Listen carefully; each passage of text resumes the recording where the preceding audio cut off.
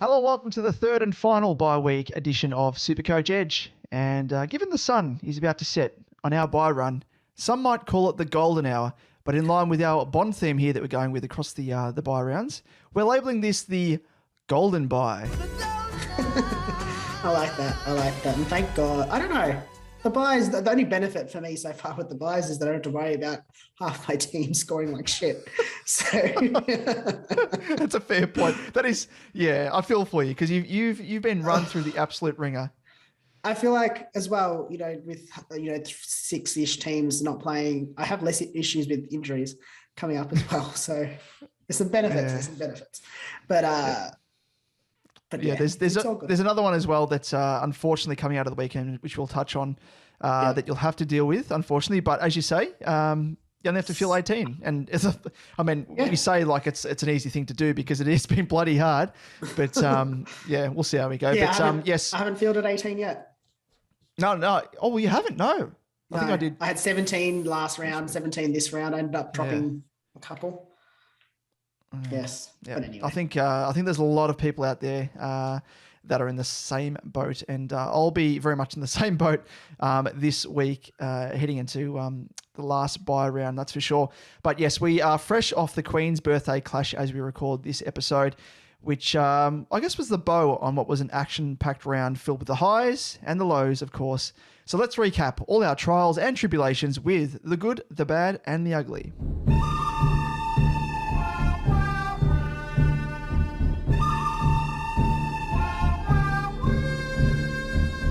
Yes, in the good, the bad, and the ugly, we run through a quick recap of how both our teams ran, and look at the players that scored well and the players that didn't score so well as well. But first off, I didn't get the W this week, and I did score. I was actually pretty happy with it, 18-28, considering I only fielded 17. And we'll touch on some more issues later. Overall ranking was 24,634, which is I jumped up, I think, about 3K-ish off memory. And then in terms of trades this round, I traded out Paddy McCartan and McComb from the Bulldogs, both obviously having their buys and sort of maxing out in terms of their cash gen, and brought in Darcy Parish, who was subbed out, and Mitch Owens, who was also subbed out. So that was fun. That tells a tale of your year, doesn't it? Unfortunately. Yeah, pretty much. And yeah, but anyway, well, let's go on to my good, my bad, my ugly. We'll touch on some of these things shortly. And I've got a little bit different this week. Just thought I'd have to throw something in to spice it up a little bit. And in the good, I've actually got Spike McVeigh. McVeigh. And you know why? It's for playing Cogs in his correct position and giving us a forward with a 3-round average of 133. I mean, I don't even know what he scored. 174. What a massive score. I mean, I know it did come against North Melbourne, and his other big score was, 140 something or 150 something. Yeah. But we say it's just against North Melbourne, but if it was, Liam Cameron at the helm, then he would have probably scored about 47. So it's come under the I guess the great guidance of Spike. He knows, and he actually came out and he was quoted. I think it must have been I reckon it was a journo that asked the question that is like a heavy super coacher. I don't know if it was Tim Mitchell or someone else, but asked him the question specifically about like playing players in their position, and he said like virtually, I believe that we should be playing players in their position, natural positions, and Cogs is a natural midfielder. And it's almost like he gave like a bit of a backhanded comment on towards Leon Cameron on the way out. Hilarious. Good stuff, Spike. So yeah, that was purely why he's in the good. Cogs, secondary, scoring 174, good on you. But Spike McVeigh, that's what I want to see, playing players in their correct position. Without McVeigh, there is no Cogs scoring 174. Yeah, exactly. In the bad, I've got your boy Walshy. Yeah. And I'm sorry to say it, but he had everything going for him, I feel, on the weekend. Should have scored well, but just didn't capitalize. Not a great week, especially from someone that I was considering to have my VC on. Now, in terms of the ugly, I've got the black hat that clearly crossed my path before the start of this season. And it's just put a curse on the players that, I trade in. And as I mentioned at the start of the episode, it was, this round I traded in Parish, who was subbed out. I think he copped a corky in the opening bounce. and then tried to run out the game admirably, but obviously was subbed out. And then we had Mitch Owens, who unfortunately suffered a concussion on the weekend. Seems to be the running theme of the year, but hopefully it's all going up from here. Things can't get worse, when you're down the bottom. Now, Liam, I know you mentioned there as well about the black cat. It's a culmination of things. It's almost like you picked up a black cat, you walked under a ladder, and then you walked straight into a mirror and smashed it. Like you've done like multiple things that just have gone towards this culmination of bad luck, because it's getting to ridiculous levels now. And I do, like, everyone should be feeling for you. And we were chatting about it pre-show that, like, SuperCoach so much, like there's only so much, skill that comes into it. There's only so far you can go with skill. And it's the rest of the way that needs to be carried with luck. And unfortunately, the luck hasn't gone in your favor this year. But the moves you've been making have been good, have been calculated. But like Parrish, a lot of people traded him in over the weekend. Pretty much everyone traded in Owens because he was the only sort of cash cow downgrade. Yeah. And it's so shit. But I also must mention as well, Parrish was obviously the worst of the bad luck, but the other popular trade-ins were Merritt. So he failed to score 100, struggled. Walsh was another one. My boy struggled as well. So there was a fair bit of bad luck. Definitely around all of those trades. I agree. And just on Parrish, for instance, he hasn't missed a game since since the start of 2019. So it's like, what are the chances that he now suffers an injury? But anyway, it is what it is. We'll build. We will rebuild. Now we rebuild. I like that. We will rebuild. Exactly right. See, and that's the positive attitude to take, Liam, and that will outweigh. And you know what? I always think about, with every negative comes a positive, and it's the yin and the yang. So you are more than deserving of positive luck, whatever it is, coming your way towards the back half of the year. We've passed the halfway mark now. So I reckon with the yin, this is going to be the yang, and it's going to be the positive yang. So I've got my fingers crossed for you, Liam. Yeah, it'll come. Don't worry. The wheel will turn. On my front, the wheel is turning in my favor. So I'm probably due a bit of bad luck. So knock on wood, all the wood, that I continue going all right. So I scored 1,933, which quite amazingly, I finished 1 point short of equaling last week's score with one less player, having fielded 17 players. So that was quite interesting. Very, very strange, almost to the point. Overall ranking, thankfully, I am in the right direction. So I'm now ranked 7,227th overall and rose 3,647 spots. And most pleasingly, I have cut my ranking almost in half in the space of, I think it's around about 4 weeks now, after being ranked 14,089th back in round 10.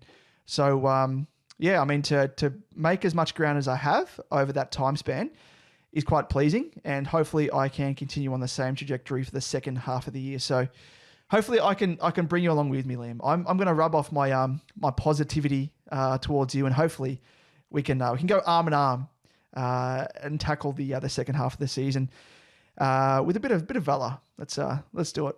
But in terms of trades, I ended up trading McCartan to Walshy. Unfortunately, that didn't really work out in my favour. Wasn't as bad as Parrish. He was someone that I was thinking about bringing in, but of course, I'm probably thankful in the case that I've got the affiliation and the love for my boy Walshy, because otherwise, if Walshy wasn't around that mark and if he wasn't in the form, I would have opted for Parrish. So I'm very lucky there. Macomb traded him in to Owens to make that bank, and ended up trading Clark to Mountford. And that last trade there was done very late. It was actually done this morning, on Monday morning, heading into the Queen's Birthday Clash. And the reason I did it was because it allowed me to activate my, defender midfield swing and grab 140.9k by cashing in Clark, which also allowed me to grab Weir's score off the bench by looping him in, because I had a full group of 6 defenders playing, and Weir was marooned on the bench with that 66. So ended up bringing in Mountford, swung Crisp into the midfield, and then I also was able to, loop in Weir score. So you'll be able to make out what I did with the graphic if you're watching this episode on YouTube. And if you're not, there's another reason to do it, because that complicated explanation there, that convoluted explanation, probably made no sense if you listened to it on the podcast. So check that out. But yeah, in the end, virtually it allowed me to bring in the 66 and field 17 players as opposed to 16. In terms of the good, so Cogs obviously gets the good here for his 174, like you said, and Spike McVeigh by extension. But as a point of difference in terms of my own specific team, Brayshaw, thank the Lord. Thank the SuperCoach gods. He has finally delivered his highest score for me since I traded him in back in round 9 with a 135. So he goes into the bye with a well-earned rest. So well done to the young whippersnapper from Freo. And an honourable mention also to the rookie maestro from your mob, Liam, that is Ben Hobbs, who scored 83 in a bye week where I needed as many extra points as I could, being able to only field 17. So bravo to the... he's actually... I can't remember a time where I've actually liked an Essendon player, obviously being a Carlton supporter, but I do have a soft spot now for him. I watched him live at the game, and I don't know, something about him, the way he moves, is already well built as well. So it's just great to watch, and good to see him go about his thing and score 83 on the weekend. In terms of the bad, unfortunately, first up on debut, Walshy, he did struggle. But I like to think, Liam, that it's due to the weight of expectation that I had on him. But I just want to reassure the great man, just to settle the nerves. Don't worry, mate. I'm not going to judge you. It's fine. I know being in my side, there's a lot of expectation, but he can bounce back next week better than ever. So, I must also issue an apology to those that brought him in, because I probably was the catalyst for his bad score. So apologies to those of you out there that brought him in. In terms of the ugly, Owens, which is pretty unfortunate, but he does find himself in the ugly just because he did have the lowest score, but through no fault of his own, given he was concussed early on in the game. So hopefully he can return to the Saints side, in a couple of weeks' time, and continue being a decent cash cow / cover for the remainder of the season. So unfortunate for Owens, but it is what it is. In terms of our head-to-head, Liam, we wanted to, we discussed it last week, whether or not we continued on with it and we troop it on. And how did we go? Well, you won. So it's 10 wins to you to 3 losses and a point differential of 603. So you did get a handy extension there with 105 points. And you managed to crack the double figures as well, which is nice. Yes. I did get the option, Liam, to I know to put it on ice, but I know we're probably at different stages. Exactly, and that's the attitude as well. Going back to the positive attitude, it will manifest. I think it'll manifest itself in some positive scores, I imagine, down the track. So I'm kind of hoping that it just keeps going badly this year, so that the next year I've used up all my negative karma, and it's just good stuff. Yeah. So I can, finish number 1 next year based off the fact that this year I'm an absolute shit show. Shit show. Oh, I wouldn't say that. I had a little bit of bad luck last year, sort of in the back end. Yeah. But I think it comes in waves, I think, and it does. Unless you could probably ask Em as well, SuperCoach Mama. Like I think she started the season pretty slow, and then she came back with a few good moves, and she just had luck on her side. And she'll probably be testament to that fact that you do need a bit of luck behind you in order to potentially be in the running for the overall. But fingers crossed it all turns. The wheel turns. But Liam, let's just delve into some of the talking points to come out of the weekend. And in doing so, let's look a little bit closer in our next segment, which is the week that was.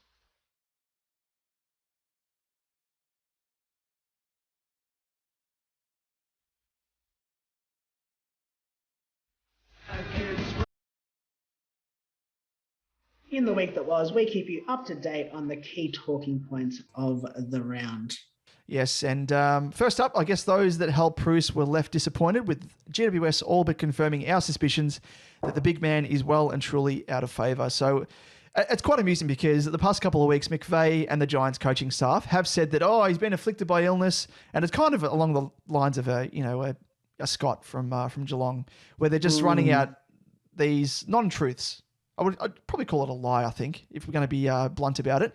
And they've said, he's been ill, hasn't been 100%, yet he lined up in their VFL team last game they played before their bye, and then he's lined up again on the weekend. So all this hoopla about, he's not 100%. If he wasn't 100%, he's not going to play at any level. So that's just utter crap. So it's just at the moment, it's obvious that he's out of favour. But to his credit, on the weekend in the VFL side, he finished with 2 goals, 1 and 14 disposals, whilst his teammate in Flynn at senior level struggled, conceding a whopping 60 hit-outs to Goldstein and Cherry to just his 11. Wow.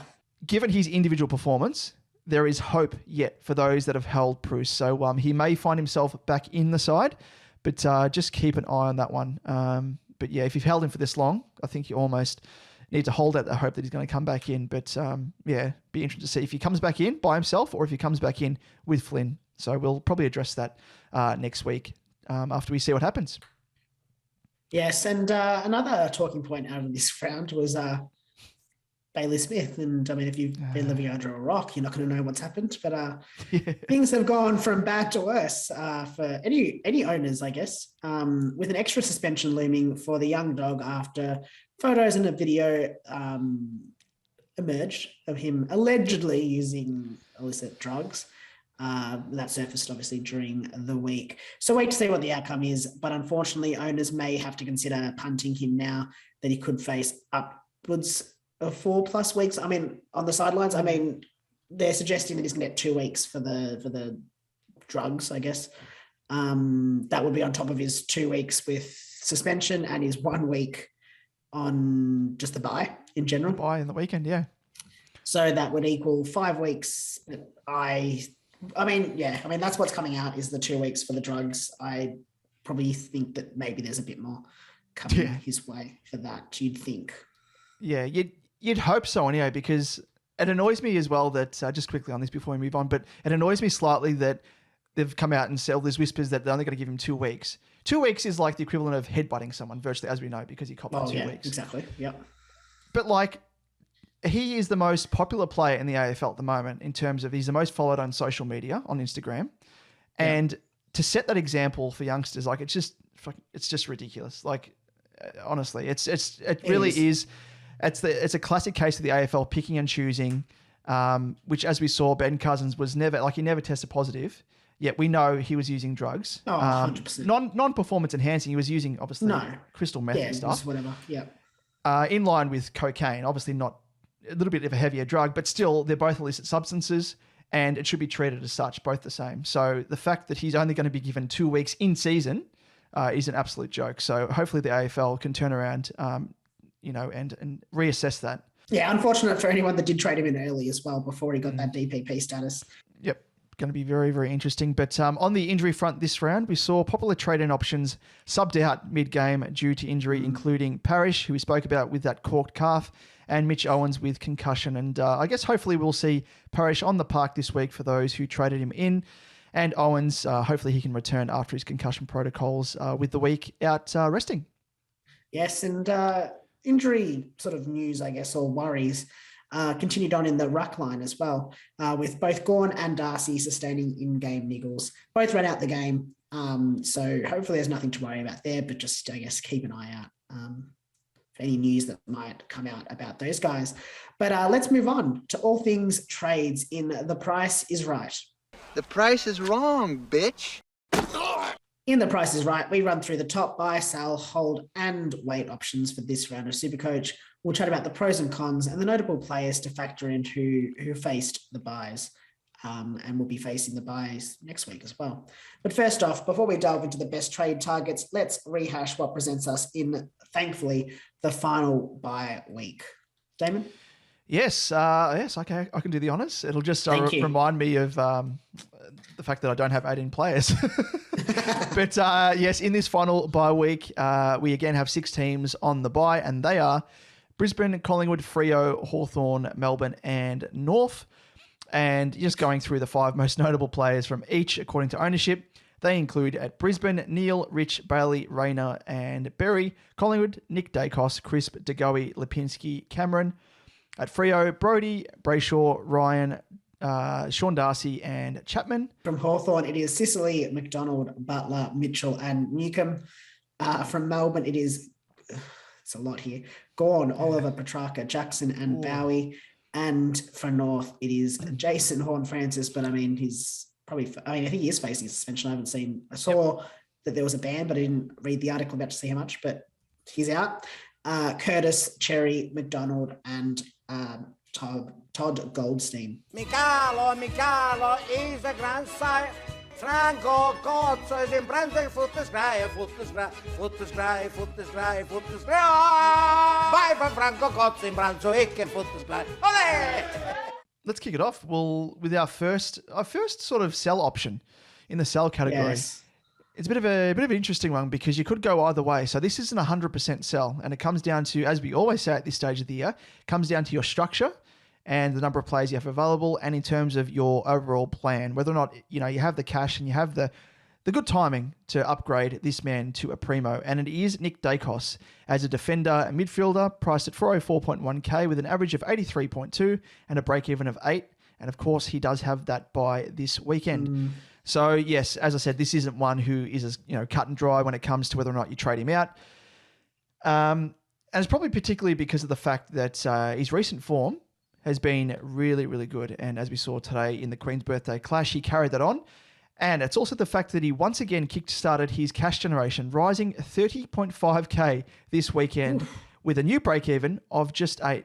So we're both in the same boat, Liam. We punted him out, for me, I think it was back in round 9 or 10 for Doherty, which has worked out well. But, I mean, I wish I kind of kept him now to an extent because I'd love to have him as like sort of the last rookie per se, as to keep him on for as long as I can and then upgrade him last. But, he's done very, very well. But by the same token, with his lofty price at the moment at 404.1k, if you are lacking players for the last buy round, he is the ideal candidate to upgrade on his buy. However, if you can upgrade others around him and afford to wait, it probably could net you an extra 30k or thereabouts after his first game back from his buy. So, there's a question as well that's been sent into us in I Guts to Know, which we'll address when it comes to, the merits of trading out someone like a Nick Daicos, who has a little bit of money left to make. Conversely, with, trading him out to a genuine primo. So, do you afford to wait or do you trade him out to a primo? So we'll address that in I Guts to Know. Yes. Now, moving on to the next option on the sell list, it is Jason Horne-Francis, who is mid-forward eligible, 292.8k, averaging 63.6 with a break-even of 89, and faces the bye this coming round. And the young Roo finds himself on the end of a 2-week suspension to go with his upcoming bye after clocking Josh Kelly with a swinging arm. It was pretty, I don't know how to say it without saying it. It was pretty low, to be honest. Yeah. I just think it was pretty crude way of doing what he was doing. But anyway, scored a season low 26 on the weekend in a game filled with frustrations for the young JHF. Equally concerning is both his scoring form and his cash generation are in decline, with a 3-round average of just 46 compared to his overall average of 63.6, telling the tale. Likewise, he has already lost 18.8k on the weekend. So cash him in now if you haven't already. Yes, that probably goes without saying. I think a lot of people would have already traded him out, but if you still have him, now's a perfect time. With all that, the combination of being on the bye, 2-week suspension, and the fact that he's losing money now, get rid of him 100%. There's no use in keeping him at all. So if you do have him, he is the number one trade out option. Moving on to another sell option, and a lot of these guys here are, I guess cash cows that you've carried across the journey. And there's this guy here, Connor McDonald, Liam. We've carried him from the very, very get-go, and he is a midfielder forward, priced at 206.1k, averaging a 43.3 with a break-even of 34. Of course, on the bye this weekend, and he was omitted from the Hawks lineup on the weekend. And I guess with his bye this weekend, coupled with the fact his break-even is now hovering near his average, it's probably the perfect time to cash him in if you can, especially if you are lacking 18 players to field this week in the last bye week. Definitely. Or just hold him for the whole year. Just carry him. the entire He's like a way. mascot. He's the team mascot. Just carry him through. I didn't actually think about that. I was like, it's like we've come this far together as one. And it's just like, he's not setting the world on fire, but it's just like, you haven't really made that much cash. Like, you could probably trade him into not bad, but I haven't considered trading him out just because he's a staple in my side. Yeah, it's the emotional attachment. Yeah. And it's kind of like, because there were a couple of weeks there where he actually filled in where I can't remember, was it before the buys? There was like an injury or something. Yeah. Yeah. He came in as the sub pretty early on, I think. Yeah. He was like a late in as well when we needed like cover. There was one, he was late in, I think in the Essendon game. Yep. He was late in, which helped. And then he was a sub, came on early, scored pretty well, was great. But when I say pretty well, I mean pretty well by his standards. It was probably 50 or below. But we needed it. We needed it at the time. Yeah, it's that emotional attachment. It's like that. Yeah.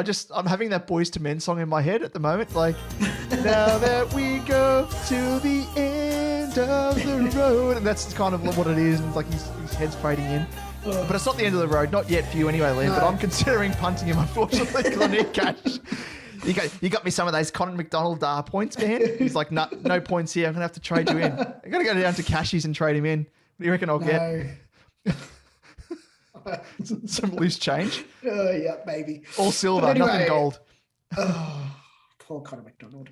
Yep. Let's move on. Let's look at the buy options for this round. And there's some juicy options, actually. Callum Mills kicks it off with being obviously mid-eligible, 622.6K. Averaging 127.1 with a break even of 130. Obviously, he's coming off his bye this round, and that makes him a great option for those in need of another midfielder. He has one of the highest ceilings for mids this season as well. With I think he's scored that over 200. Yeah, way back when I think it was against Hawthorn, and you'll be able to grab him at a reasonably decent price, considering he did peak at almost 670K. So you'll be able to grab him for 622.6K. I mean, his break even of 130 is below his average for the season, and it is below his 3 and 5 round average. So you might be able to grab him a little bit cheaper if you wait. But if you are looking for a mid option, I don't think there's any issue with bringing in Callum Mills. I think you'll be quite happy. Yep, very nice. Where's he? In terms of, sorry, this is a question without notice. I probably should have looked at this, but he was at one stage the highest ranked midfielder, wasn't he? I don't know where he is at the moment. It's probably a bit skewed now coming out of the bye. Yeah, coming out of the bye is probably a little bit awkward. He is the fourth highest ranked mid based off total points. Yeah, okay. And he's the fourth highest scoring player based off average as well. So he is sort of number 4th overall. Yep. Yeah, nice. Well, yeah, if you can get him in and you do have the cash for it, then, think about bringing him in. There's another guy you should think about bringing in, Liam. And a lot of people have already brought him in if they didn't have him. But if you don't have him, it's going to be a bit of a...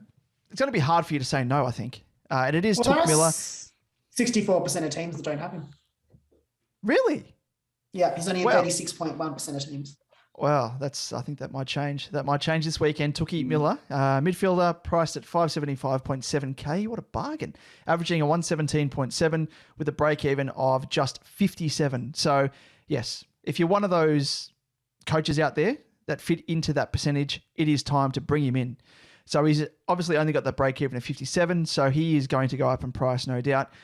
And you'll also be able to grab him at his cheapest price point since the start of the season. So, it's just when you're speaking of bargains, he is top of the list at the moment. So you're grabbing a player for sub 600K who has dropped below 100 just 2 times. So he is someone with a super high floor. And when we talk about that, obviously goes hand in hand with if you're someone that is going for head-to-head leagues, cashies, all that sort of thing, then you've got to really factor it in. So the fact of that, but also coupled with the fact that he's gone above at 120 in half of the games he has played this season as well. So he's got that super high ceiling, as you see. And with that comes a potential captaincy option. Just adds another to the list. So it gives you a bit of flexibility from week to week.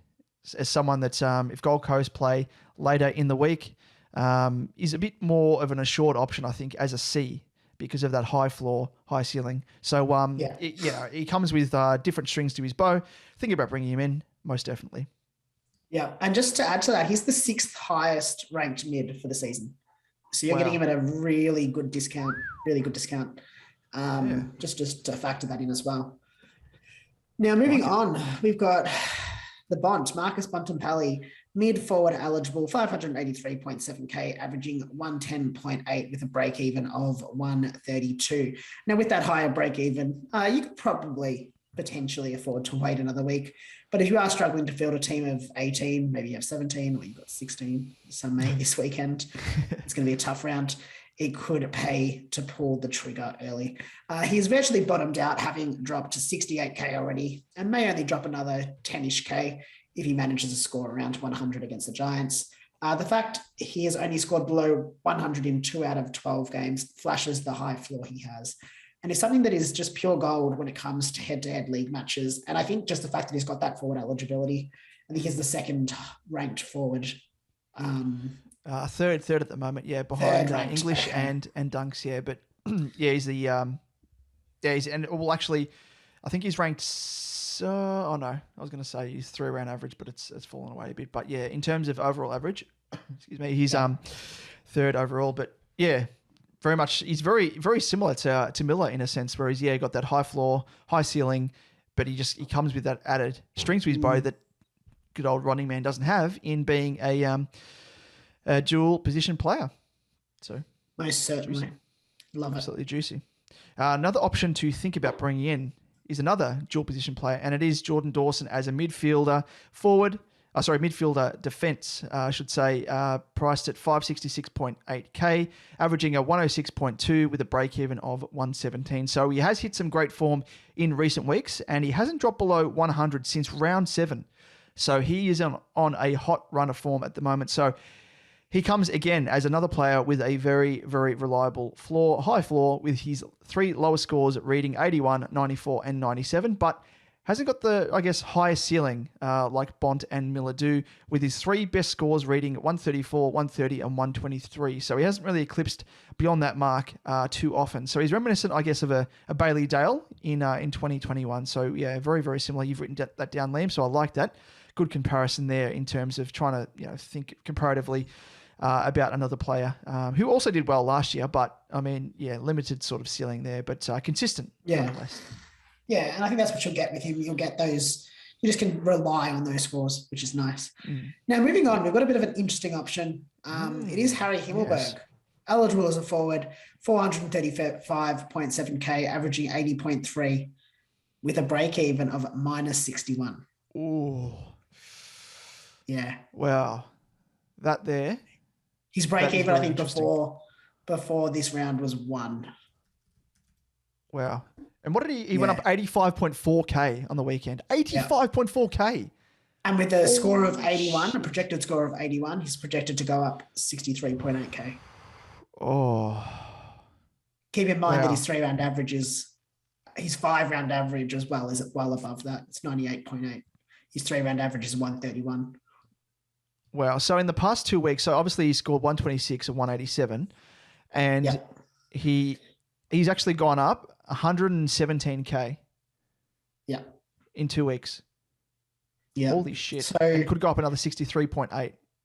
Yeah. Wow. His move, I guess it's based off that move to the forward line. To the back line from the forward line. It's an interesting option, but it's probably not one for the faint of heart. He has been moved to the back line and is seeing some great scoring in the last 3 rounds, 80, 126, and 187. He's a bit of an out-of-the-box pick, which would present well for someone looking for a big pod, let's be honest. He's only in 0.5% of teams. 0.7 on the weekend. He went up by 3%, 0.3%. So, remember, obviously, the 126 and the 187 are points in the bank already. You're not going to make those points back. Exactly. And there's every chance he does also get thrown forward if the need arises for the Giants. Obviously, being a handy forward, decent forward. So I kind of like it. I do kind of like it. It's a very interesting option. It's very out of the box, especially for someone like myself who's trying to, wrestle back a little bit of something. So I'm considering him, but I don't know whether he's the right option for me. Yeah, he's very much like a bit of a similar to, I don't know how many people went for him, but Tom Lynch, he had that out of the box sort of month going back a month or two ago, where he's kicking bags upon bags. And I think he went up around about 100 and something K over a couple, 2-3 weeks or something or thereabouts. And he's kind of like in the similar boat. So you could use him as a bit of a playing cash cow. I mean, he's already gone up that, 117K or whatever it was, but he is projected to potentially go up another close to 100K over the next couple of weeks. If he can average, I think over the next 2 weeks, around about 90 odd or thereabouts, against coming up. So he's obviously had the bye as well, which works. So he's going to play this weekend against the Bulldogs, who, just quickly having a look before any sort of big changes when it comes to the stat side of things, when it comes to defense v position, as we normally go into when it comes to, exploiting matchups and stuff. The Dogs at the moment are ranked the second worst when it comes to conceding points to general defenders, which he should fit into as a tall defender. But he is playing a bit of a loose role as well. So, that plays into his hands. And then he has Collingwood the week after, who don't sort of factor in nor here nor there in terms of exploiting a matchup. But, he's a very interesting one. So I think because we are at this stage of the year as well, we're probably spending a little bit too much time on Himmelberg, but he's probably someone to speak of because I think a lot of people will be thinking about bringing him in. And the fact that there aren't really any reliable rookies to downgrade to at the moment, apart from, as we saw, there's no one on the bubble at the moment, which we'll delve into shortly. And there is a guy, Judson Clark, played his first game on the weekend.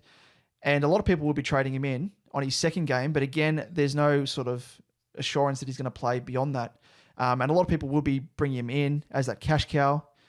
So you've used a trade to bring him in there and then potentially another trade to trade him out when he does go up in cash. But we don't know how many games he's going to play. We don't know how much cash he's going to generate. Whereas with Himmelberg, we know he's going to go up potentially around about 100K over the next couple of weeks, which is, a trade and equivalent of, the mascot that we speak of in Connor McDonald, who we've held all year and he's only gone up that much over the course of, 13 weeks or thereabouts. So something to think about. And it's something that I'm going to be wrestling with because, like you say, Liam, I've got to make up ground, which I have done, but to potentially make up even more ground with, don't expect him to make 187, score 187 every single week. That's the probably other caveat we should mention. And it goes without saying, it's pretty obvious. But if you can average around about 100 or so, 100, 120, and average 100 for the remainder of the year, that would be an ace up the sleeve, you could probably call it. Yeah, definitely. I don't mind it. Yep. I think there's some merit to that trade. Yep. On the bubble, like we just mentioned there, so there isn't anyone on the bubble. Judson Clark, closest thing to someone being on the bubble. So on the weekend, played his first game. He scored 2 early goals and finished with a score of 63, which is commendable. Kind of petered out of the game, unfortunately. But he is one to watch this week as he will surely be rewarded with his second game. He's priced at 117.3 as a midfielder forward, so that DPP eligibility, again, another string to his bow and will help you out. Even if he doesn't, I guess, play too many games. If he does play, 3-4 games, goes up in cash a little bit, it could be a nice little sort of loop swing option. If you are in desperate need of some warm bodies or a viable downgrade option, he probably presents as the best at the moment. But probably should say, just in terms of his long-term, even short-term job security, he's probably taken the spot of Castagna and Rioli Jr. So hopefully he can maintain his form and, a spot in the side should be assured. But hopefully that coupled with the fact that because at this stage of the year, we do need suitable bench cover. So it's sort of, you have to think about the merits of going for someone like him or trading in a genuine non-playing player loophole 102K option, which is what I did, as you would have heard earlier in the episode, by trading a Clark to Mountford. So if it if he isn't a good cash cow option, if you can afford to wait, I would potentially do so. But if you are desperate for someone on field, if you're struggling to get 17 players, I could probably say, yeah, why not? But 16 players, if you do need another player, potentially look at him. But it's sort of a whole different discussion, isn't it, Liam? Yeah, I think it changes the context of that. If you're not looking to get a player on field for this round, the likes of Cully or D'Ambrosio, they're both 102k mid forward / mid or mid defensive off memory. I think it's mid defensive options you'd expect to get a game. They might not get a game next week, but before the end of the season, you'd expect that they'd be getting some games. So at the very least, you're kind of looking forward to how they can fit into your side. But they also just give you that 102k option that just gives you maximum bank when you do trade in. Yeah, I like that. And obviously the teams will be released after we release this episode. But just quickly on D'Ambrosio, he had like 33 disposals on the weekend playing in the VFL for you guys. Surely he gets a spot. So like you were saying, if you need to downgrade to someone bottom price to really get the maximum value out of trading out a cash cow, he could definitely be one. I think he's only, unfortunately, just he is only defender, isn't he? Yeah. Just looked him up just then. I thought he might have been mid defensive, but he's only defensive, which is a little bit painful. Yeah, but yeah, it comes down to it becomes a bit risky at this stage of this season as well, because like we've been saying, that there aren't really any assured rookies or cash cows to bring in, and you almost need to take that risk on. A lot of people did as well on Judson Clark. Without seeing any exposed form, they brought him in because they were desperate to bring someone into the team because they were struggling to field 18 or 17 or 16, whatever situation they were in. But you almost need to do the same thing. And I don't know, as an Essendon supporter, Liam, D'Ambrosio's his position in defence, is it something that sort of is a desperate need for the Dons, do you think? I think... And whose role would he take? Whose role do I think he should take, or whose role should he really take? Heppel. See you, Heppel. Yeah, realistically, look, I'm going to be honest. Realistically, he should take Heppel's role. He won't. I think maybe next year he takes Heppel's role. I wouldn't be shocked if Heppel retires.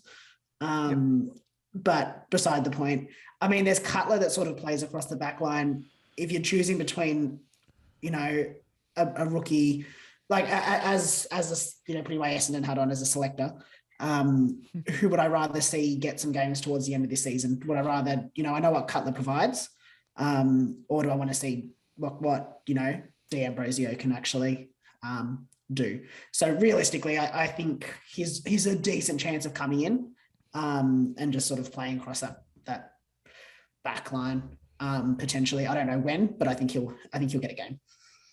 Yeah, you're totally right. Like surely there comes a stage at this year, like stage of the season where they just have to turn their attention to youth, which is what they've been doing because a lot of the Essendon side is quite young. But, you obviously brought him in the mid-season draft, and you need to see what he can show at senior level before the year ends. So surely when he comes into the side, and hopefully it's this weekend, but surely he gets a decent run on it, because it'd just be sort of a slap in the face.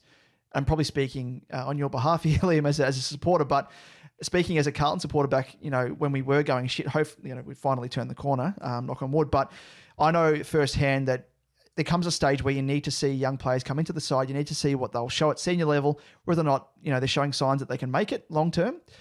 And yeah, surely that's going to be the case with D'Ambrosio.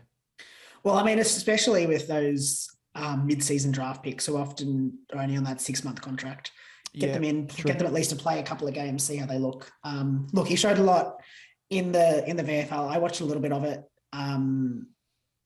live, so I did see him. He looked good, but it's I mean, I'm not the selector, but I would potentially see him playing, if not this week, in the next couple of weeks. Perfect. Hopefully he does and gives us another option. That'd be perfect. But no doubt, if he does make his debut on the weekend, we will obviously speak about him then. But let's move on, Liam, to our next segment, and it's to do with I guess rallying around the troops, getting them into the goal square per se, you could say, with legends and rallying the troops with a really inspiring I can see you rolling your eyes here. I you know who I'm referencing. I do know who you're referencing. I haven't heard it, so I don't know. I've avoided it because anyway. Look, I don't think they actually. I've got my thoughts. I know on the broadcast they said that, I think it was BT was like, oh, I don't think we should be we're not privy to this this information that he's giving out. So we are referring, of course, to Dyson Heppel pre-game Essendon Carlton, where he got the legends and the current day players in the goal square and was tugging on the jumper, was being passionate. He looked really passionate, and I don't know what he was saying, but obviously it didn't really work. But maybe it did for a little bit. Yeah, interesting. But we are referring to him, of course, because he is the captain of the Essendon Footy Club. And we are referring to the captains that you could look at this weekend in Liam. I'm the captain now. Look at me. I'm the captain now. God. Sorry, Liam. Sorry to reference that. No, all good. I as I said, anyway. Let's just get through this segment. Let's get to this segment and get through this season by the sounds of it. Oh. Anyway, we've scrounged through the data and found the best options for your VC and C this weekend. Surprisingly, Dyson Heppel does not feature in this episode. Oh, no. Yeah, I know. Surprising. I mean, he scored 100 in the weekend somehow. But anyway, first up on Thursday night from your mob, Damon, we've got Paddy Cripps up against Richmond at 7:20 on Thursday night, averaging 114.5 over his last four against the Tigers with scores of 132, 88, 112 and 126. So a bit of a mixed bag there. But I mean, I don't know. I think it's hard with Cripps to look back at his recent form. His like past form against teams in last seasons, earlier seasons. So the 132 obviously came earlier this season. And he's in a decent run of form. So I think he's a good option for your VC if you've I don't know, if you got him on your side, do it. Yep. 5-round average of 110.4, 3-round average of 106. So in decent form. He had a bit of a slump in rounds 9 and 10 with scores of 83 and 78. So they kind of bring it down a bit. But his past couple of weeks, 114. Not so much a captaincy score, but 126, edging towards that decent lock-in VC score. So consider him. I know for a fact that he actually does, and the numbers there, as you read out, sort of back that up. He does do pretty well against the Tigs, probably more so than this other player that I'm about to talk about. And it is my boy, Sammy Walsh. He's averaged 73.75 over his last four against the Tigs, with scores of 122, 55, 68, and just 50. So really only that one score first off that sort of is edging towards that VC lock-in score. But yeah, I mean, it's going to be a really tough game. Carlton beat Richmond early on in the year. And I think I've just heard as well, considering that Collingwood beat Melbourne today, that if Carlton win, and this is hilarious for me to say as a Carlton supporter because I'd never thought I'd be saying these words, but if they beat Richmond, they're going to be equal top of the table. So there's extra incentive there. And you'd think that the likes of the big guns in Cripper and my boy Walshy should come out firing. So think about both of those guys because, it always helps as well having a VC first up. And if they score well, you can lock it in, throw away the key, and don't have to worry about choosing that dreaded C option. But there is another one, isn't there, Liam, in that exact same game? But do you have some? I can see your mouth moving. You're doing some numbers, crunching some numbers. I was doing some maths. Just before we jump into that, Richmond give away the fifth most points to inside midfielders. Okay. So not massive like Collingwood does or Hawthorn does, but give away enough that maybe it is worth looking at Patrick Cripps or Sammy Walsh, depending on the role they play. But yes, you do reference another player from your mob, and we actually referenced them last week in our I'm the captain now as a decent option, and it is Sam Doherty, and it did come true. He scored a scintillating 139 against my mob last weekend. I think unsurprisingly, he loves playing against us. Obviously, in the same game on that Thursday night, and he's got an average of 118.33 over his last three against the Tigers, with scores of 144, 94, and 117. So that 144 would have come. And that 144 would have come at the start of the season as well. So just, factor that in.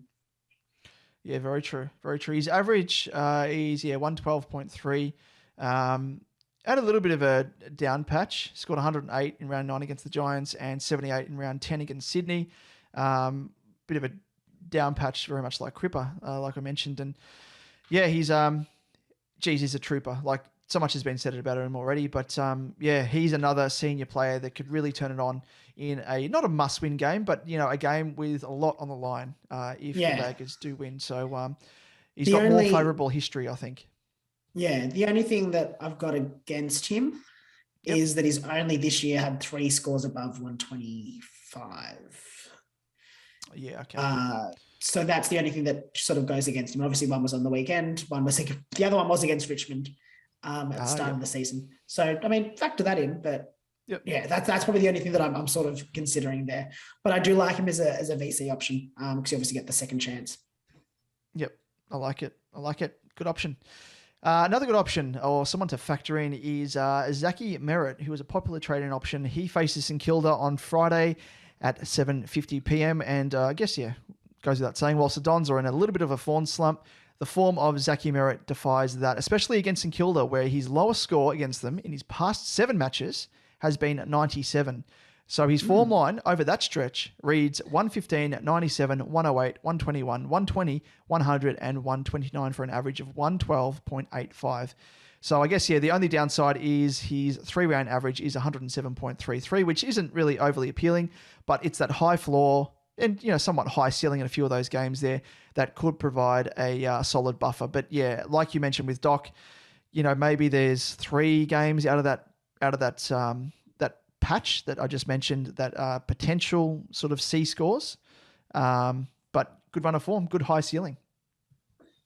Yeah, if look, I'm going to just be contrary here. If I had him on my side, he wouldn't be my VC or C. Yep. I just don't trust him. I just don't trust him to score above 125.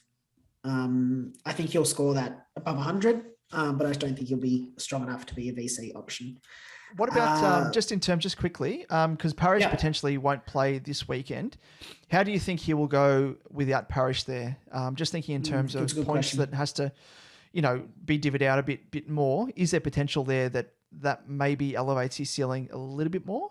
Sort of hard to say, but potentially it's hard to say without considering Parrish hasn't not played. Yeah.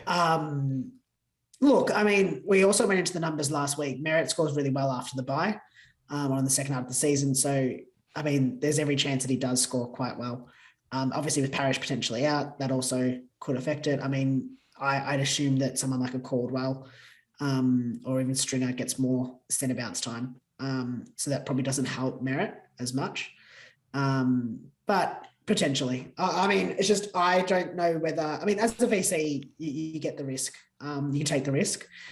But I think there's better options that you can rely on this round.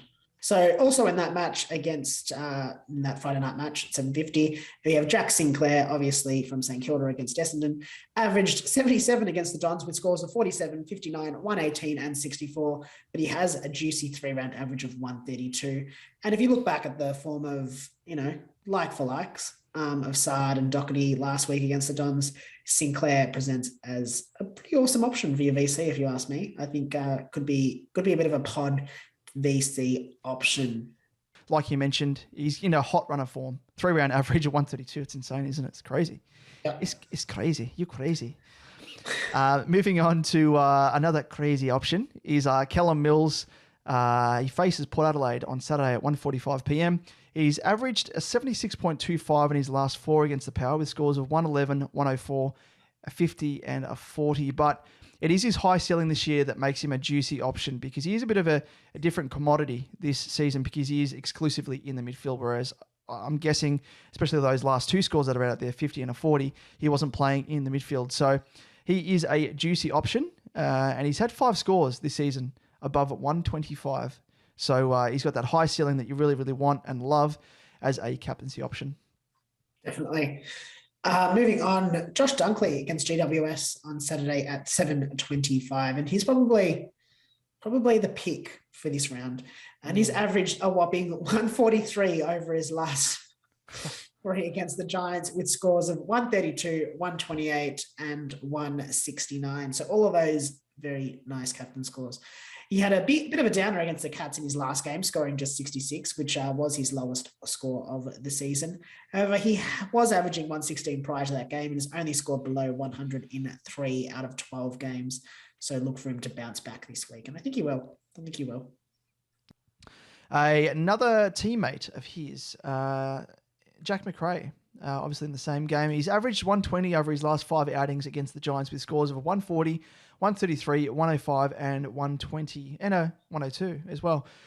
So he hasn't really been in the hottest form of late, especially in comparison to last year where he was absolutely on fire. However, he is averaging over a 104.3 over his past 3 games. So, you should perhaps temper expectations. Don't get too caught up on that historical data and form line against the Giants because he isn't in the best run of form at the moment. No, definitely. I think that's a fair call. Moving on, we've got Rory Laird against the Suns on Sunday at 3:20, and he is averaging 96 over his last 4 against the Suns with scores of 97, 103, 93, and 91. But he does come into the game with a 3-round average of 119.7 and a 5-round average of 124.8. So, yeah, could be a nice little sneaky option for your Sunday arvo. I like it.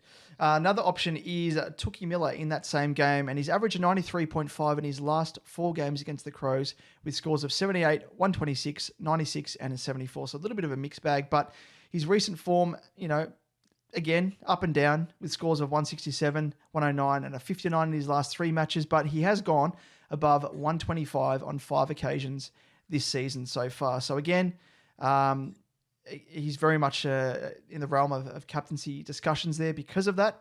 So think about him potentially as a C option if your VC fails. Yes, and now onto the honourable mentions, Damon. You got an option here. Yes, it's I've written down as a bit of a tentative one. I wouldn't say he's an assured option, but Timmy English, I've written him down here because he's averaging a 121.1 this year and comes up against a bit of an unknown quantity at the Giants, as we mentioned earlier on in the episode. Question marks of a Bruce being out of favour and Flynn getting absolutely pantsed in the ruck against North, conceding 60 hitouts to just his 11. So if they bring back Flynn, I should say, as their preferred ruck, which would be quite interesting, considering his form on the weekend, English could have a very big day out. So think about that. Look out for that. And if you're struggling for options, but considering he is playing in that same game as Josh Dunkley, you'd say that he's going to be a very, very big pod captaincy option if you're going to do that, because a lot of people will be going for dunks, you'd think, especially off the back of what we've just read out. Yes. Now, Damon, let's go through our selections. Chuck it to you. Yes, first. Let's do it. So I'm generally torn between my 2 guys, and Cripper and my boy Walshy for the VC. Cripper obviously has the better form of recent times against the Tigers, so I may sway towards him, unfortunately. Sorry, Walshy. I think I put too much pressure on him with the VC first up on the weekend, so I'll probably lean towards Cripper potentially. As for the C, Dunkley's form, like we said, against the Giants can't be ignored, so he will be the C if the VC fails. What about yourself, Liam? Yes, Cripps, I think, presents as a very juicy option for mine. But for something a little bit different, I may go for Sinclair as the VC. I don't mind. I don't know. I think just at my point of the season, I just need to just throw caution to the wind. I don't mind Sinclair as the VC. I think there's some upside to that. But as you said, Dunks is very hard to pass up for the C. I like it, Liam. Well, let's move into our next segment because we do have a few questions that have been sent in by the good folk of the SuperCoach Edge community. And it is in the next segment, Liam, of... I gots to know. Hey, I gots to know. Matty Tex. At Tex Matty. And I'll throw this one to you first up, Liam, because I need a drink. Yep. My mouth is getting dry. Thoughts on Daicos? I feel trading him this week to a primo outweighs any potential extra cash he could make. So it's a bit of a discussion point that we sort of touched on earlier in the episode. What are your thoughts? Yeah, I agree. I think trading him this week to a primo is better than considering, he might he's going to make probably like 30K-ish extra. I can see the benefit of holding him, but he's not going to, I mean, if you've got 18 this week or 19 or 20, I don't know, maybe if you're strapped for, not strapped, you're the opposite, you're flush with players playing this week, then maybe it's worth, maybe you could hold him. If you don't, I think it's better off trading him in. You're going to trade him in. At the end of the day, you know, you don't win based off the amount of cash you make, you win off the base of how many points you're scoring. So I personally would be moving him on for a primo, but I can see it both ways. I can see it really comes down to your team. I think if you are flush with scoring options this week, then you could potentially hold him, but realize that you're going to have to wait 2 weeks for him to make that extra cash. He's not going to make any cash this week. You're going to have to wait another game and then trade him out after that. Yeah, that's a very good point. Very, very good point, especially if you're looking at a primo that this week has a lowish break even, or you know, a primo that could, you know, off the back of that, go up in price even further. So if there's a primo, for example, that's going to go up, you know, 30K, for example, because Daicos is going to go up 30K, it sort of cancels each other out. So obviously you'd be bringing in the primo this week because they're going to be netting you those extra points. Daicos obviously has the buy, which also helps with that decision. So think of it in those terms. If you're going to be bringing in a primo that's going to go up in price, there's no use holding on to a Daicos. And as you say, you don't play the game to generate cash, unless, of course, you are looking to target a primo that is on the buy this week, sharing the same buy as Daicos, and then, you know, you can afford to potentially wait a week for that for the next round when Daicos plays, where he makes it 30K and helps bridge the gap, where if you do need that extra cash to trade him up to another primo. But I am, kind of comes down to, as you said, the position you're in, how much cash you have in the bank already. But I wouldn't be sort of leaning on, you know, holding someone for an extra week because they're going to make an extra 30K, because that's not assured. As we know, as you can attest to, Liam, if Daicos, for example, knock on wood, goes down early in the game with an injury, you've shot yourself in the foot, because you could have traded him to an out-and-out primo. If Daicos falls below his break-even, he's going to lose cash. He's not going to obviously make that 30K that you're hoping he's going to make, and you've done yourself over. So you got to think of it in that terms as well. You can't just, you know, think of positive. You got to think realistically, and you got to also weigh it up with some of the shit that could be thrown your way, like you've had to catch across the journey. Well, the other thing is, I mean, again, touch wood, he could get injured at training. He could get COVID and it's another week out. You know, there's all these other options where it could be a case of, yes, it's only, right now it only seems like it's 2 weeks, but realistically it could be three, 4. There could be, and as you said, it could be an injury in game as well. Or it could even just have a down game. And I think at the end of the day, you need to think about the points that you're also going to be missing out on if that does happen. Yeah, so now let's move on to the next question. It is Freeze, and he is on Twitter at FreezeE77. It's Freeze with an added E and an added Z. Yeah, an added Z. And they're both capital. Z. Yeah, interesting. So I felt like it needed to be done differently. But anyway, and his question is, Freeze asks, what's the total points you're aiming for over the 3 buy rounds? For me, it's 6K. I would love to hear your thoughts. Cheers. Damon, I'm going to throw that straight to you because I'm not really considering the buy rounds. Yeah. Well, for me, I think it's a bit hard to we had a brief discussion off air. It's really hard to assign a set number of points over the buy period, or, you know, for each individual buy, because, you know, going into the weekend, I was looking at having 18 players. And then, of course, we had Rioli that was dropped. Who else was there? There was another player, McDonald. Oh, no, sorry, McDonald was in the buy. Oh, no, yeah, McDonald was dropped. So there was 2 players there that immediately went out of my side. So you can't really think, oh, well, I'm going to be short of, you know, trying to get, what did he say there? 6K over the 3 buy rounds. For me, I try and look at it in more sort of micro terms as opposed to macro, which is what he's done over the 3 bye weeks. I try and look at it in smaller bite-sized chunks. So from week to week, if I can get 18 players on the park, that's all I'm hoping for. As to what they score, like we mentioned off air, Liam, it's up to the SuperCoach gods. We can't dictate how they're going to score from week to week. What we can control is the number of players that we can potentially have on field. But like I mentioned in my own terms there, Rioli Jr. got dropped, McDonald got dropped. So immediately I went from 18 players in that week to 16. So then I had to potentially use an extra trade, which is what I did, in order to bring myself up to 17 players on that given week. So yeah, I think for me, looking at it in simplistic terms, 18 players a week, but hopefully I can net 100 points per player, which, if you have 18, if you get 1,800, awesome. Anything more than that, perfect. For me, I averaged, I don't know what it was 100 and something.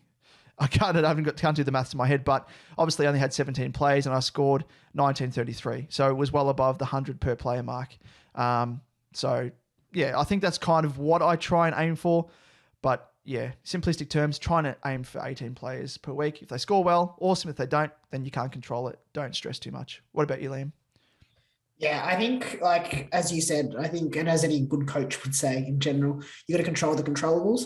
And the only thing you can control is the number of players that you have on field. You can't control what they score. At the end of, if we could, then we'd all be scoring top points. But yeah, so I think it's hard for me to say, all right, this is the total points I'm aiming for, because at the end of the day, even week to week, the par score kind of changes. It's not like every week it's the same. So I see where you're going with it, but I think for me, it's really more about controlling what I can, and that's controlling the number of players I have. Normally what I would be considering. So I'd be trying to, aim for that 18 each round. And that's what puts you in the best, or 18 plus, because obviously that puts you in the best position you can be. If you've got 19, 20 players, then at least, you've got 2 players that are surplus, and you're going to get the best scores that you can. Yeah, spot on. And that's pretty wise as well. As you said, control the controllables. Good thing to live by, I think. And yeah, it's as you said, it's the goalposts are always shifting when it comes to what is considered par from week to week. Yeah. Like using the past couple of rounds, or the first 2 bye rounds, in my situation as an example, first week of the buys, I scored 1934, and on the weekend, obviously the second bye week, scored 1933. 1 digit difference.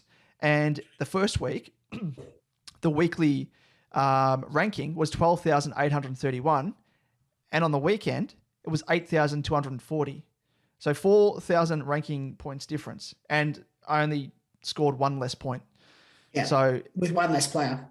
Yeah, 1 less player, exactly. And yeah, that kind of, it's shifting from week to week. So, what you think might be a good score might be a shit score. And what you think might be a shit score might be a good score. So it just changes from week to week. Yeah, exactly. But let's move on to the next segment, Damon, and that is the group rankings. So let's quickly take a look at who's the highest score for the round 13. Yes, the highest scorer for round 13, because we probably all know who the highest scorer overall is. Highest scorer for round 13 was Jason with his team G-Train. Scored 2,142. So awesome score there by Jason with a round rank of 75. Guess what? What? Guess what? He's done it. He's done it again. He's not overall highest scorer again. 7 weeks in a row. 7 weeks of cream pies. So many cream pies. And this week, G-Train. Now, if it was the G-Train that used to play for St Kilda and West Coast, geez, he'd be walking out of the bakery with armfuls of cream pies because of his big mitts. That's what I'm getting at. Yep, exactly. Yeah, that's where I thought you were going. Yeah, absolutely. Yes, his total score is 30,246, and his overall rank is 8th. And he remains equal there. So he is very much in the running for the top prize, which is nice to see. Yeah, he's absolutely smashed it. And he is, I think it's the moment I know we kind of say we mop at the Moz on it, but he is in the area now, the realm of dethroning Blackie White. Black on White. Blackie White? Blackie I always White. get confused. I think Arthur, it's Blackie White. Black on White. Black on White. Arthur. Was his team.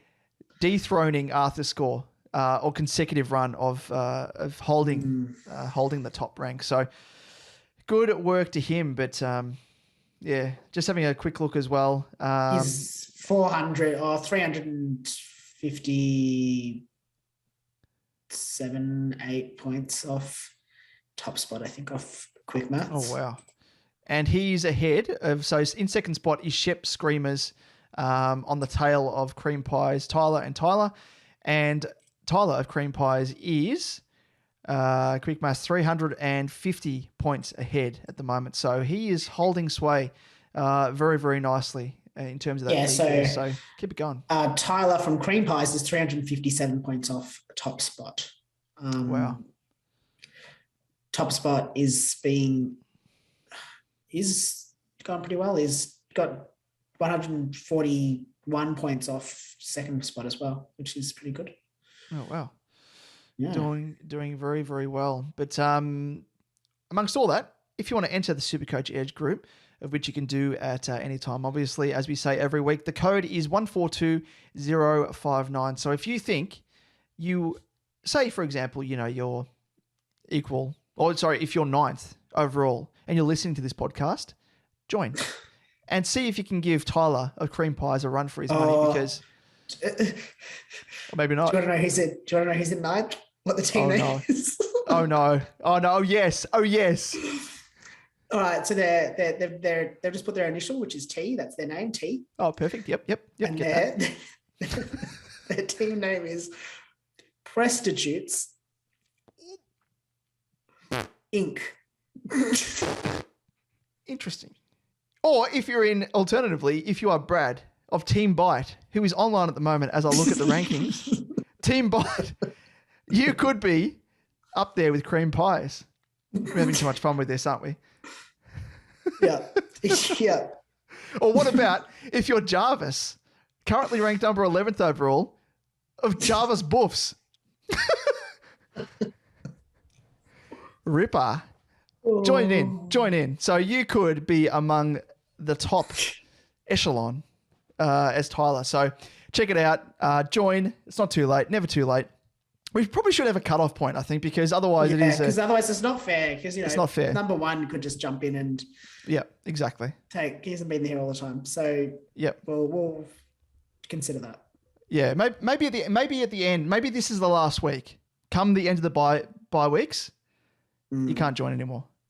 Yeah. So listen to it now. Watching us, if you haven't joined, now is your last chance. 142059 SuperCoach Edge Group League. Check it out and see if you can win the running. But just in terms of socials, Liam, before we sign off, where can our listeners and viewers find us?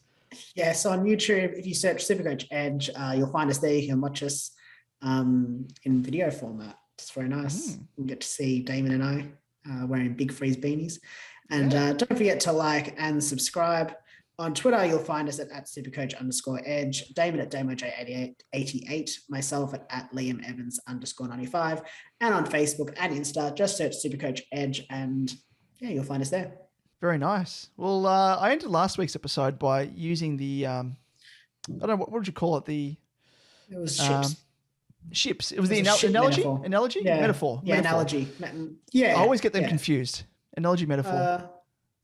I think it would have been analogy. Analogy, yeah. Analogy. Let's go with analogy. I guess, yeah. So, yeah. So I spoke of it in ship form when I was saying that we're riding the biowaves. And we went over the first biowave. We're like, this is good. Yeah.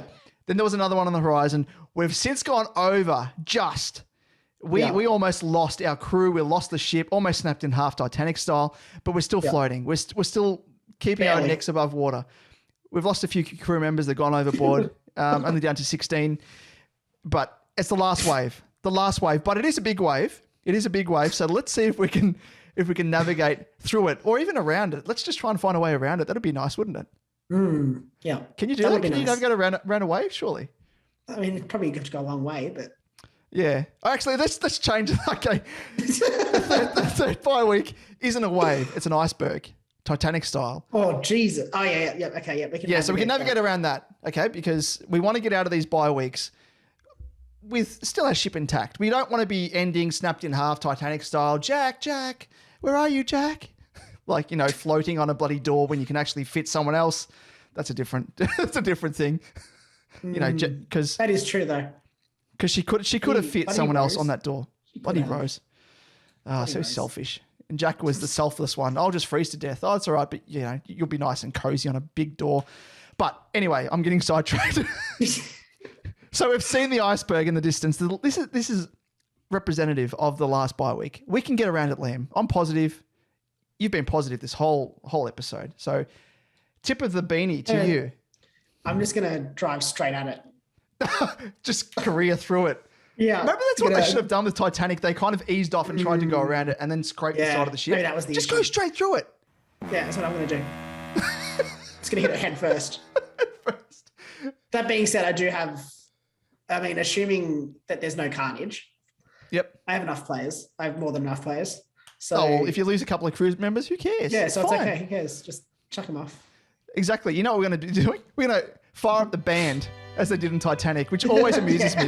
Where they're just going, they know they're going down. It's just like fire up the band. That's what I'm going to do. Let's get the violins out. Yeah. The big oboe and all other. That's an instrument. All other instruments. And we're going to get out of this bye period. And we're going to get out of this episode right now because it's been going for way too long. I love that you went straight from violins to oboes. You didn't go, trumpets or anything that was a little more mainstream. Yeah. They'll just start playing Frank Sinatra. Anyway, let's sign off on this episode. And thanks again for joining us. And Liam, we'll be back this time next week, hopefully, with the rest of our crew members to do it all again. Yes. We'll catch you then. See you guys. Good luck.